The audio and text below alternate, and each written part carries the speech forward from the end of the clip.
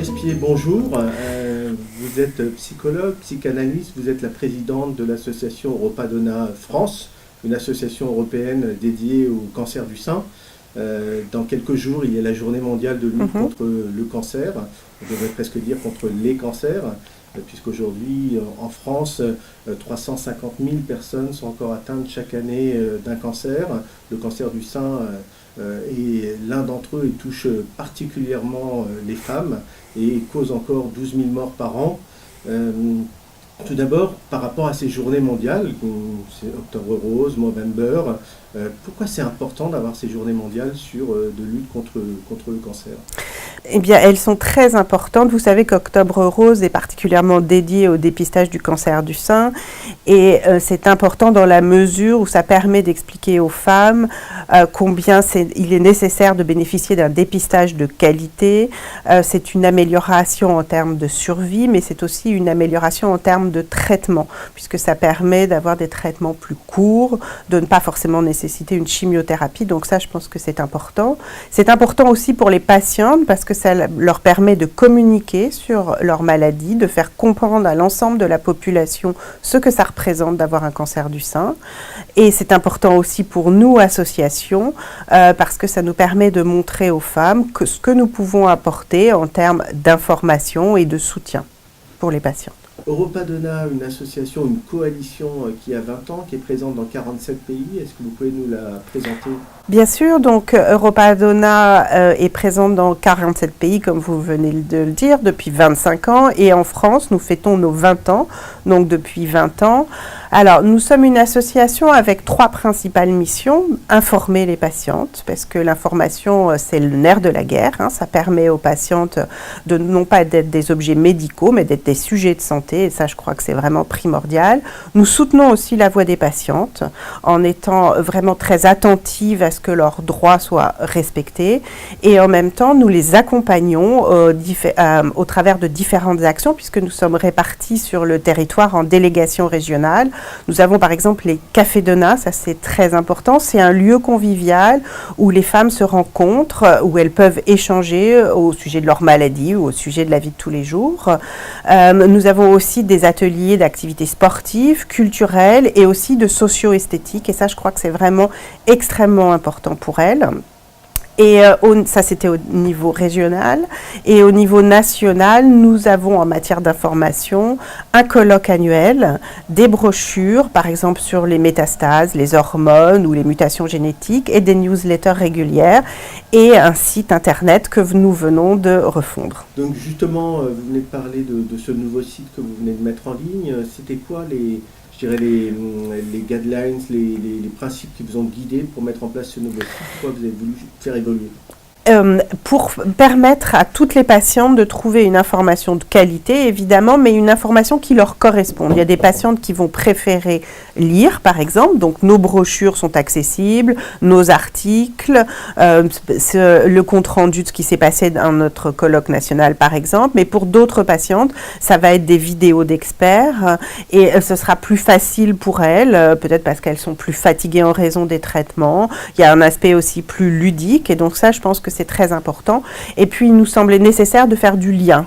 C'est aussi permettre à nos délégations régionales de pouvoir s'exprimer, de pouvoir témoigner de tout ce qu'elles font en région, parce que ça, je pense que c'est vraiment primordial. Le Platacha, l'association Europa-Donna, en 2017, a mené une enquête avec l'IFOP et le soutien institutionnel des laboratoires Accuray concernant les Français et le cancer, la perception des Français du cancer. Quels en sont les principaux enseignements ? Je pense qu'il y a un enseignement principal, c'est qu'il y a une véritable méconnaissance du cancer et de ses traitements, et d'où l'importance vraiment d'informer, bon, évidemment les patientes, mais aussi le grand public, encore une fois, pour permettre de pouvoir partager un savoir commun pour que les patientes se sentent moins isolées, et peut-être pour aider à, non pas dédramatiser, mais désangoisser toutes les notions autour du cancer, montrer que ça se soigne, qu'on peut tout à fait soigner le cancer du sein, et ça je crois que c'est vraiment très important de le savoir. Concernant les traitements justement, comment les Français perçoivent? Est-ce qu'ils perçoivent encore le cancer comme une maladie dont on meurt? Est-ce qu'ils ont l'impression que les choses avancent? Comment... Oui, il y a toujours cette notion-là, hein. Le cancer, c'est le diable au fond. Enfin, on en meurt, ça représente la mort, et c'est toujours compliqué d'être confronté à la mort. Et ça représente aussi pour la majorité des gens des traitements dégradants pour l'image corporelle. Je crois que ça, c'est aussi quelque chose qui vient alimenter l'angoisse de la population. Pourtant, ces traitements, depuis quelques années, ont évolué de façon extrêmement importante dans différents domaines. Une innovation thérapeutique en cancer, d'ailleurs, qui a été le sujet de votre dernier colloque au Palais du Luxembourg. Ça fait combien d'années maintenant que vous menez ces colloques chaque année? Le prochain sera celui de 20 ans. Tout à fait. Vous avez une idée des thèmes que vous pourriez aborder et dire un petit peu à quoi servent ces colloques pour vous? Alors, ces colloques servent encore une fois à informer, à faire un point sur la connaissance, puisque l'année dernière, notre colloque qui se tient au Palais du Luxembourg traitait de l'innovation thérapeutique. Donc, ça sert à informer, à faire le point sur l'actualité. Et l'année prochaine, quelqu'un de notre conseil d'administration a suggéré d'aborder le thème de l'espérance. Je trouve que c'est un beau thème pour les 20 ans. Cette innovation thérapeutique en cancer, elle passe aussi beaucoup par la personnalisation du traitement. Hein. On parle Tout à fait. du cancer, mais en fait, il y a des cancers et des patients atteints de cancer. Comment est-ce qu'on peut aider, compte tenu de la multitude de traitements disponibles aujourd'hui, et puis qui se succèdent, hein, bithérapie, trithérapie, comment est-ce qu'on peut aider le patient à faire dans ses choix thérapeutiques dans le cancer? Je pense que ce que vous avez dit est très important, c'est-à-dire qu'il n'y a pas un cancer, mais différentes formes de cancer, et qu'il y a différentes patientes, et que finalement on va tenter d'arriver à un traitement qui soit personnalisé pour toutes. Alors c'est vrai que aujourd'hui dans la presse, sur Internet, on fait la promotion de beaucoup de thérapies ou thérapeutiques, soit les thérapies ciblées, la chimiothérapie, l'hormonothérapie, la radiothérapie. Et les patientes ont l'impression que toutes ces thérapies pourraient leur convenir. Or, ce n'est pas vrai, puisque ça concerne telle ou telle catégorie de patientes. Et je pense que c'est très important de les aider à comprendre quelle thérapeutique va pouvoir s'appliquer à leur cas particulier pour qu'elles n'aient pas l'impression de se sentir lésées si tel autre ne peut pas s'y appliquer. Donc Natacha, effectivement, on vient de parler du cancer et de son évolution, mais on meurt encore aujourd'hui beaucoup du cancer. Le cancer du sein, c'est 12 000 morts par an. Pourtant, on a l'impression que ces innovations thérapeutiques ont fait beaucoup avancer, ce qui est peut-être le cas, mais il y a encore du chemin à faire. Quelles sont les prochaines innovations qu'on peut imaginer?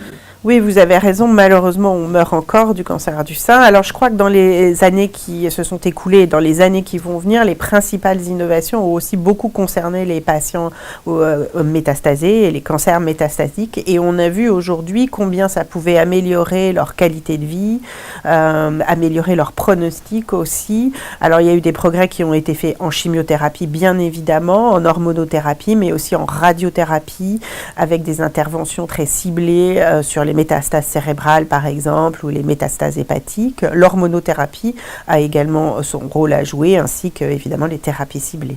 Et là, je pense vraiment qu'on a encore toute une marge de progression dont vont pouvoir bénéficier les patients.